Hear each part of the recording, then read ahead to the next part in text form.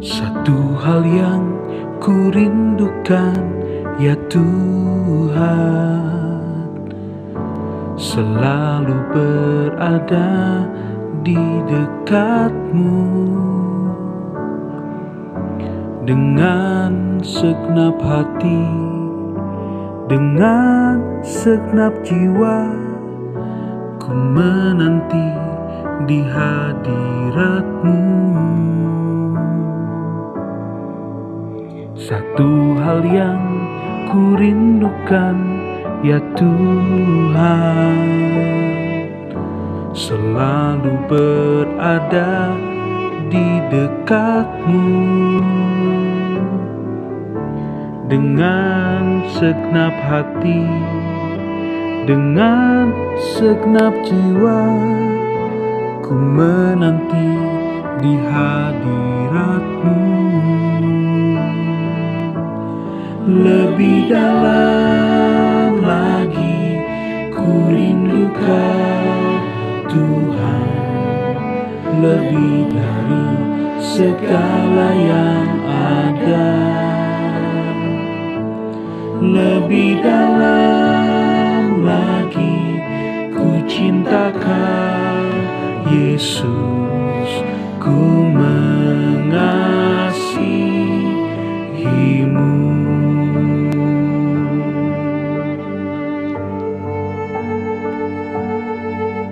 Satu hal yang ku rindukan, ya Tuhan, selalu berada di dekat-Mu.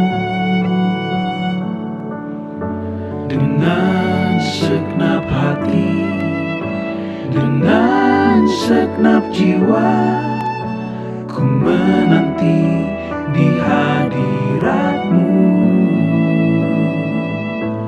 Lebih dalam lagi ku rindukan Tuhan, lebih dari segala yang ada.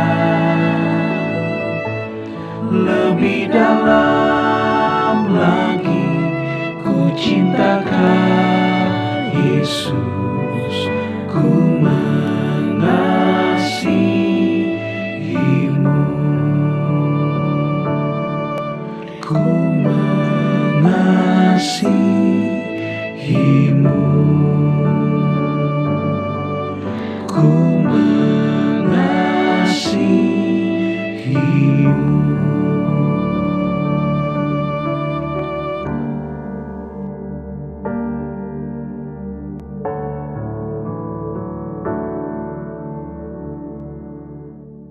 Mari kita berdoa. Bapa dalam surga, berbicaralah kepada kami pribadi lepas pribadi. Kami datang dengan rasa lapar dan haus akan Engkau. Dalam nama Tuhan Yesus kami berdoa. Amin. Shalom, Sanctuary Sleepy, Sanctuary GSKI Sleepy. How are you all? Saya harap saudara dalam keadaan baik-baik saja, sehat walafiat dalam lindungan Tuhan. Saudaraku, pada kesempatan ini saya mau bicara tentang sekolah kehidupan. Bahwa sejatinya 70-80 tahun hidup kita di bumi ini, kita sedang disekolahkan oleh Tuhan. Saudara pasti sudah sering mendengar ini, apalagi di gereja suara kebenaran Injil. But let me refresh dulu sedikit, ya.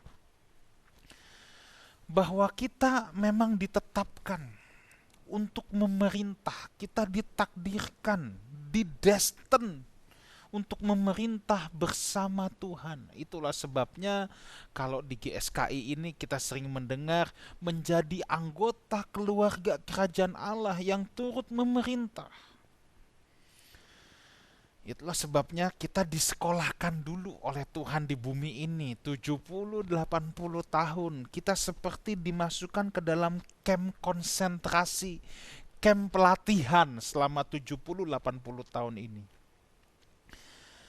Saya mau bacakan ayatnya dulu untuk merefresh saudara bahwa saudara di bumi ini dipersiapkan loh untuk memerintah. Wahyu 22 ayat yang kelima. dan malam tidak akan ada lagi di sana. Dan mereka tidak memerlukan cahaya lampu dan cahaya matahari. Sebab Tuhan Allah akan menerangi mereka dan mereka akan memerintah sebagai raja sampai selama-lamanya. Lihat. Wahyu 22 ini konteksnya adalah dunia yang akan datang. Ini dunia yang lain, bukan dunia kita hari ini. Dan di sini setiap kita atau mereka akan memerintah sebagai raja kecil. Kalau raja besar, kepala pemerintahan itu Tuhan Yesus. Kita raja kecil sampai selama-lamanya. Maka saudara harus menyadari dulu bahwa saudara didestin untuk menjadi raja. Punyalah mental anak raja. Punyalah mental kerajaan. Mental kita jangan mental pengemis. Mental kita mental kerajaan. Because we are destined to be kings. Ini luar biasa. Saudara dipersiapkan loh untuk jadi raja. Lukas 22 ayat 29. Dan aku menentukan hak-hak kerajaan bagi kamu. Sama seperti Bapakku menentukannya bagiku. Aku menentukan hak-hak dia, titemai, dia dan titemi. Dia itu preposisi, titemi itu penempatan, menetapkan wilayah, penugasan pewaris. Nah, ini jadi klop saudara ya. Oke, saya memang tidak tahu, saya nggak mau berspekulasi teknis memerintahnya nanti seperti apa, detailnya seperti apa, mungkin saya juga nggak tahu. Saya nggak mau bicara spekulasi. Tetapi yang jelas adalah saudara dipersiapkan untuk memerintah. Itulah sebabnya kita disekolahkan di bumi ini. Usia sekolah kita 70-80 tahun. Ini masa persiapan untuk saudara memerintah bersama Tuhan. Dan persoalannya setiap orang itu beda-beda. Ada yang sekolahnya lebih pendek, ada yang lebih panjang. But the most important thing, hal yang paling penting adalah bukan soal sekolahnya, berapa lamanya. Hal yang terpenting adalah lulusnya. Bahwa kita harus lulus dalam sekolah kehidupan ini. Tadi saya katakan kita seperti camp konsentrasi. Camp konsentrasi di sini ibarat kalau di dunia olahraga tuh kayak pelatnas, saudara. Atlet-atlet yang akan bertanding mewakili negara di kejuaraan event internasional itu dikumpulkan dulu. Itu dikumpulkan lalu dimasukkan camp konsentrasi. Namanya pelatnas. Dipersiapkan untuk mewakili negara, ya, untuk mewakili negara bertanding di ajang internasional. Nah, di pelatnas itu mereka dipersiapkan. Nah, kita di bumi ini dipersiapkan. Oleh sebab itu, karena kita akan mewarisi kerajaannya dan memerintah bersama Tuhan Yesus sebagai kepala pemerintahan, kita raja-raja kecil. Raja-raja kecil ini kan gak boleh punya visi sendiri, saudara. Kita harus mengikuti kepala pemerintahan. Sama, ibarat menteri, menteri itu pembantu presiden. Gak boleh menteri punya visi sendiri. Menteri harus mendukung visi presiden.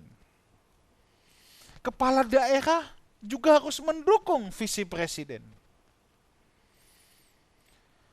Nah, kita raja-raja kecil ini harus punya kesamaan visi dengan raja besar kita, Tuhan Yesus. Makanya di camp konsentrasi ini kita disekolahkan. Kalau yang mau jadi perwira tinggi itu ada Lemhamnas, sekolah Lemhamnas, Lembaga Ketahanan Nasional. Kenapa? Supaya dia tahu, jangan nanti mau punya visi sendiri. Nah, ini raja kecil disesuaikan dulu ritmenya supaya sama dengan raja besar yang mulia Tuhan Yesus. Nah, makanya kita disekolahkan, dipersiapkan di bumi ini supaya nanti kalau dikasih wilayah dia titemi tadi, ya teknisnya gimana saya nggak tahu, tapi diberikan hak untuk memerintah. Kita nggak berjalan sendiri, tapi kita udah bisa searah dengan majikan yang mulia Tuhan Yesus. Masalahnya sekolah ini tidak mudah, saudara. Berat sekali, kenapa? Sebab ini berurusan dengan karakter kita, kedagingan kita yang sudah terlanjur bobrok dan rusak. Dan untuk dimuliakan bersama Tuhan ini, kita nggak bisa gagal dalam sekolah ini. Kalau saudara punya, katakan restoran, buka mie ayam di satu ruko, saya tidak sedang mengecilkan profesi pekerjaan apapun. Tapi saudara menangkap value-nya ini. Kalau saudara punya satu restoran mie ayam di sebuah ruko, lalu kelak saudara tua, saudara mau mewariskan kepada anak, ini nggak terlalu sulit. Saudara cukup mengajarkan anak saudara rebus baksonya gimana, bikin bakminya gimana, atau beli mie-nya di mana, ya. Rebus bakminya berapa lama, pakai minyak apa, garam ladanya berapa banyak, bikin toppingnya gimana, saudara tinggal ajarin. Tapi ketika saudara punya restoran bakmi ini sudah ada 5 cabang yang tersebar di Jakarta, persiapannya lebih lagi. Bukan sekedar cara bikin bakminya, teknis bikin bakminya, tapi saudara mulai mengajarkan bagaimana memanage 5 cabang supaya standarnya sama, supaya kualitasnya sama. Ketika saudara sudah menjadi waralaba atau franchise di sebuah pulau, katakan Pulau Jawa, ada 20 cabang. Ini beda sama tadi punya 5 cabang di satu kota. Begitu franchise saudara jadi nasional, ini makin ribet lagi. Wah, kalau Jawa cuman perjalanan darat. Kalau nasional ke Sumatera, ke Sulawesi, apalagi ke Papua harus lewat perjalanan udara atau air. Udara kos mahal, air nanti makanannya rusak dan lain sebagainya. Jadi makin ribet, saudara, ya kan? Jadi Pak RT ngurus satu RT, cuman ngurusin Pak izin saya baru pindah. Pak izin saya mau bikin kakak, saya mau bikin KTP, minta surat rekomendasi. That's easy. Tapi begitu jadi bupati, level kesulitannya beda. Jadi gubernur, level kesulitannya makin beda. Apalagi jadi kepala negara. Sih. Nah, kita ini bukan mau didestin jadi sekedar presiden, tapi kita didestin untuk ikut memerintah bersama Tuhan Yesus. Makanya sekolahnya berat.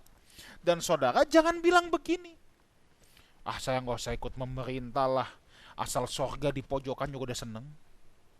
Nah, saya kan sering dengar yang kayak begini, saudara. Jadi tukang sapu juga boleh. Itu ibaratnya apa tau nggak? Ayah saudara punya perusahaan multinasional, saudara dipersiapkan, terus saudara bilang, Pak, saya bagian bersihin WC aja, cleaning service aja, Pak. Kira-kira marah nggak ayah saudara? Nggak apa-apa, Pak, aduh saya sih bagian kepala kamar mandi juga udah seneng, Pak, asal aku di company Papa. Kira-kira kalau saudara jadi ayah, saudara bisa terima nggak? Pasti nggak bisa terima, saudara. Walaupun ini tidak mewakili, tapi ini pengandaian saja. Pengandaian saja. Kan ada banyak orang gitu, ngapain aku sekolah kehidupan capek-capek, sekolah jadi serupa dengan Kristus. Gua mah pojokan surga juga nggak apa-apa. Nah, itu yang saya bilang tadi. Itu sebabnya kita disekolahkan, saudara. Kita disekolahkan. Nah, sebab tugas kita begitu berat, maka kita dalam sekolah kehidupan ini harus berprestasi. Gak bisa tidak, harus berprestasi. Ukuran berprestasi itu apa? Apakah sukses materi? Tidak, bukan itu. Tubuh Kristus ini punya banyak bagian. Materi hanya bisa menjadi salah satu tolok ukur kalau bagian saudara bendahara, kantongnya Tuhan dalam tanda petik. Kalau bagian saudara tangan, mata, kaki, ya nggak ada urusan dengan kelimpahan materi itu. Nah, tetapi yang jelas harus berprestasi. Coba, apa itu berprestasi? Itu artinya berbuah. Apa itu berbuah? Yuk kita baca dulu Filipi 1 ayat 21 dan 22. Karena bagiku hidup adalah Kristus dan mati adalah keuntungan. Tetapi, jika aku harus hidup di dunia ini, itu berarti bagiku bekerja memberi buah. Jadi mana yang harus kupilih aku tidak tahu. Nah, Paulus garis bawahi katakan kalau aku harus hidup, aku harus bekerja memberi buah. Berbuah di sini karpos. Secara figuratif bisa berarti advantage, kelebihan, keuntungan, utility, kegunaan, profit. Artinya apa? Keberadaan kita ini berguna nggak? Profitable nggak untuk sesama? Kita berguna nggak dalam masyarakat ini? Ini nih salah satu tolok ukur berbuah. Jangan malah jadi parasit, benalu, atau toksik. Kalau parasit, benalu, toksik gak mungkin bisa berbuah.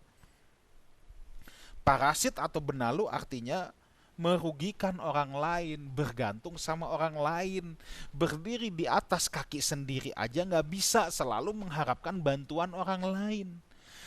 Saya mengerti dalam hidup ini sesekali kita bisa memerlukan bantuan, and that's not a problem at all. Tidak ada masalah sama sekali. Tidak ada masalah sama sekali. Tetapi kalau terus-menerus hidup kita hanya berharap dari satu bantuan ke bantuan yang lain, saya rasa jangan-jangan kita parasit atau benalu. Nggak mungkin kita bisa berbuah, bertanggung jawab sama diri sendiri aja nggak bisa. Lalu what it means by toxic? Menjadi toxic itu apa? Toxic itu racun. Racun dan merugikan orang lain. Ciri-cirinya apa? Senang berkelahi, nggak senang melihat keberhasilan orang lain. Itu ciri-ciri toxic people, saudara. Ada sindrom Thanos ya. Thanos itu penjahat di salah satu film kan. Apa itu sindrom Thanos? Merasa diri paling hebat, paling benar, penghasut, membuat orang lain membenci apa yang kita tidak sukai. Itu toksik, saudara. Itu sindrom Thanos. Parasit dan toksik ini bertentangan dengan hidup berbuah dan tidak mungkin bisa berbuah. Sebab parasit dan toksik tidak mungkin punya kehidupan yang produktif. Tetapi masalahnya orang-orang yang tanpa sadar menjadi parasit dan toksik ini seringkali menjadikan sorga sebagai tempat pelarian. Dengan kata-kata klisenya gini, nggak apa-apa saya gagal di bumi, yang penting saya masuk sorga. Saya rindu ke sorga. Saya mau cepetan mati aja biar berjumpa muka dengan Tuhan. Apakah kerinduan ini benar, saudara? Ingat ya, kita sedang disekolahkan. Kalau kita tidak berprestasi, itu memalukan. Tadi kan Paulus bilang, mati keuntungan, betul. Tapi kalau aku hidup bekerja memberi buah. Kalau kita tidak produktif, kalau kita tidak memberi buah, jangan ngomong kita rindu pulang, itu bohong. Saya balik lagi ke perumpamaan, kalau saudara dipersiapkan oleh orang tua saudara untuk mewarisi perusahaan multinasionalnya yang sudah sangat besar, saudara disekolahkan jauh-jauh supaya saudara bisa deal dengan orang luar, atau saudara dipersiapkan jadi karena bisnisnya di bidang construction supaya saudara bisa, kan engineering itu salah satu yang paling top, misalnya di Jerman, saudara disekolahkan di Jerman karena banyak pakai teknologi Jerman dan lain sebagainya. Kemudian lewat 2 semester, saudara telepon mama, aku rindu mau pulang. Mama tanya, kenapa nak? Aku kangen mama. Mama kira-kira seneng gak? Aku kangen mama, papa, nenek, adik-adik. Iya nak, tapi kamu harus sekolah. Iya mah, nanti waktu liburan saya pasti sempatkan pulang. Secepat-cepatnya selesai sekolah saya pulang. Wah, ini kangen yang betul. Tapi tunggu dulu. Kalau ada anak mama, aku kangen pulang. Kenapa? Susah sekolahnya di sini. Bahasa Jerman kagak bisa. Aduh, ribet. Udah guru ngomong saya nggak tahu sama sekali mah. Nilaimu gimana? Fail semua. Aku kangen Indo mah. Geblek kata mamanya. Ini anak kayak begini, pulang juga mau mewarisi perusahaannya harus diperhitungkan dulu. Jangan-jangan bangkrut di tangan anak yang kayak begini. Tapi kalau rindu yang benar, dia berprestasi. Nilaimu gimana nak? Bagus semua. Kamu memang udah siap. Ayo selesaikan. Pulang mewarisi. Wah, beda. Jangan mah, aku rindu pulang. Nggak apa-apa aku gagal di sini mah. Yang penting aku rindu pulang mah. Tuh lihat. Ini kerinduan bohong. Itu hanya menjadikan surga tempat pelarian. Dan agama manapun ada yang mengajar model begini. Oh iya, cari. Ada banyak khotbah dakwah dari agama lain persis begitu. Menjadikan surga sebagai tempat pelarian dari kegagalan hidup. Kalau kekristenan beda. Kekristenan menuntut kita hidup harus berprestasi. Tapi prestasi kita bukan dengan ukuran-ukuran dunia. Tetapi prestasi kita terukir dalam nurani kita. Dalam cara hidup kita. Dalam produktivitas kita. Dalam kegunaan kita. Apakah kita menjadi garam dan terang untuk sekeliling kita? Kita disekolahkan, saudara, ya. Kita bisa saja nggak punya banyak uang, atau kita bisa saja punya banyak uang.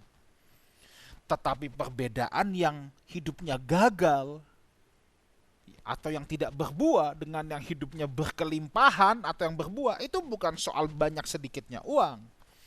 Tetapi perbedaannya terletak pada ini.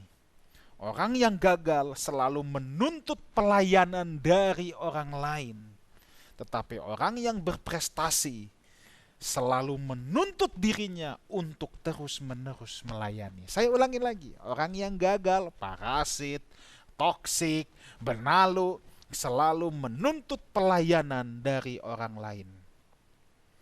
Tetapi orang yang produktif hidupnya, dia menuntut dirinya sendiri untuk terus-menerus melayani.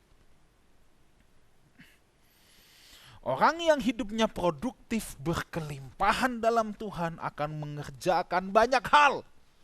Melayani dengan giat, berdoa untuk orang lain, mengabarkan Injil dan lain sebagainya. Tetapi orang yang hidupnya tidak produktif atau yang gagal hanya akan menuntut orang lain mengerjakan banyak hal untuk dirinya sendiri. Kehidupan yang berbuah adalah kehidupan yang fokusnya mengasihi Allah dan sesama. Itu fokusnya. Saya akan tutup dengan ayat yang terakhir dari Mazmur 119 ayat 69 sampai 73. Orang yang kurang ajar menodai aku dengan dusta, tetapi aku dengan segenap hati aku memegang titah-titahmu. Daud difitnah, saudara, dinodai oleh perkataan orang-orang yang tidak senang dengan dirinya.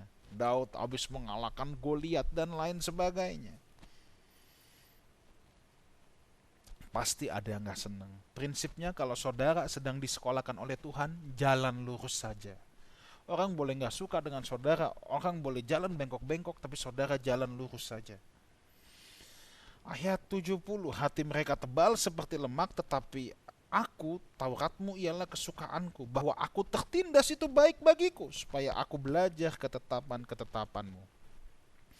Kesulitan dalam sekolah ini baik adanya. Yang terpenting bukan kesulitannya, tetapi apakah kita belajar atau tidak. Kalau kita ada kesulitan dalam sekolah kehidupan kita, kita mengalami penderitaan hidup. Kalau aku tertindas, katanya itu baik bagiku supaya aku belajar ketetapan-ketetapanmu. Jadi persoalannya bukan apakah kita dalam kesulitan atau tidak, tetapi apakah kita belajar dalam jangka waktu sekolah ini. Saudara dalam kesulitan, saudara dalam kenyamanan, yang penting adalah do you learn? Apakah saudara belajar? Itu yang paling penting. Kesulitan bukan alasan kita menjadi parasit. Kesulitan bukan alasan kita menjadi toksik. Daud juga mengalami kesulitan. Tapi yang dia lakukan adalah dia belajar ketika hal itu menimpa dirinya. Ayat 72, Taurat yang kau sampaikan adalah baik bagiku, lebih daripada ribuan keping emas dan perak. Lihat, fokus Daud bukan pada kesulitannya, tetapi pada pembelajarannya. Sebab apa? Ayat yang terakhir.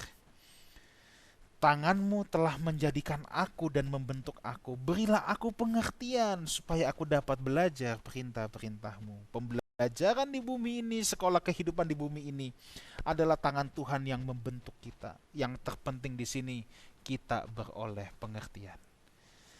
Kiranya Tuhan menyertai kita semua. God bless you all. Saya berdoa GSKI, Sleepy, Sanctuary khususnya terus dipakai Tuhan untuk memenangkan generasi ini. I love you all. God bless you.